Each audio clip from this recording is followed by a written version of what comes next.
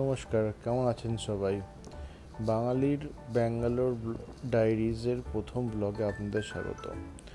তো আমি এই ডায়েরিটা তৈরি করছি, আর এই ব্লগটা তৈরি করার পেছনে কারণটা হচ্ছে যে ব্যাঙ্গালোরে কী কী সুবিধা আছে, ব্যাঙ্গালোরে কেমন ধরনের মানুষে থাকে, কেমন ধরনের ফ্ল্যাট পাওয়া যায়, ঘোরার জায়গা কী কী আছে। তো আমার অনেক বন্ধুরাও জিজ্ঞাসা করে ফোনেতে।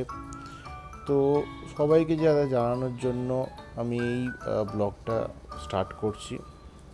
তো আজকে যেমন আমি দেখতে যাচ্ছি, আমি একটা রিসেন্টলি রুম চেঞ্জ করব। তো একটা রুম আমি আজ সকালে দেখতে গেছিলাম। তো এখন তো আমি ওখান থেকে ফিরছি রুম দেখে।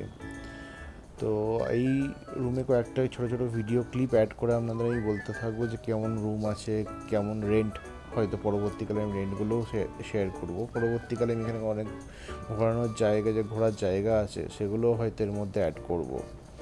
তো আপনাদের যদি ভালো লাগে, আপনারা আমাকে ফিডব্যাক আপনি কমেন্টসে জানাতে পারেন। তো এখন আপাতত আমরা যাই প্রথম যে রুমটা আমি দেখেছি সেদিকে।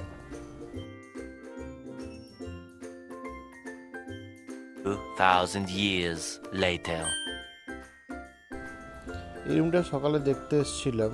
এটা হচ্ছে এই রুমটার 3 BHK, যেটা হচ্ছে ডাইনিং স্পেস। সামনে যেটা আপনারা দেখতে পাচ্ছেন এটা হচ্ছে একটা কিচেন এরিয়া। কালার কম্বিনেশনটা ভালো, এবং যিনি ওনার তিনি ভালো করে সাজিয়েছেন রুমটা, এবং একদম নিট অ্যান্ড ক্লিনভাবে রেখেছেন। এটা আমি রেন্টের জন্য দেখছিলাম। তো যেখানটা আপনি একটু আগে দেখলেন ওটা ইউটিলিটি স্পেস, এটা কিচেন, চিমনি লাগানো আছে, কিচেন চিমনি। আমরা প্রথমে এখানে হাত ধোয়ার জায়গা দেখতে পাচ্ছেন। এটা হচ্ছে মাস্টার বেডরুমটা অ্যাটাচ বাথরুমের সাথে। অ্যান্ড এইটা রুমটার অবস্থা যেমন দেখতে পাচ্ছেন, ওয়ার্ড্রপ করা আছে। আর এরপরে আমরা যাব, এটা সেকেন্ড বেডরুম, এখানেও ওয়ার্ড্রপ করা আছে। আর এখানে ফ্যান লাগানোই থাকে, ওয়ার্ড্রপ করা থাকে। সেমি ফার্নিশ ফ্ল্যাট ব্যাঙ্গালোরে পাওয়া যায়। আর আমরা সেমি ফার্নিশ ফ্ল্যাটই নিই, কেন আমার নিজস্ব অনেক ইলেকট্রনিক্স যা আছে সেগুলো আমার কেনা আছে, এখানে অনেক বছর ধরে আছি। তো তো একটা থার্ড বাথরুম আপনারা দেখতে পেলেন, এটা সেকেন্ড বাথরুম দেখতে পেলেন, এটা থার্ড বেডরুম। তার সাথে বেডরুমটা মোটামুটি ছোটো কিন্তু ভালো। এটা আর একটা ড্রয়িং রুমের ভিউ, এটা একটা সিলিংটার যে ফল সিলিং করেছে তার ভিউটা। এবার আমরা যাচ্ছি আমাদের সেকেন্ড যে একটা হোম ছিল, সেটা একটু রাত্রিবেলা হয়ে গেছিলো। তো এই রুমটা আমি সকালে দেখেছি, রাত্রিবেলায় ফেরার সময় এই ভিডিওটা করছি।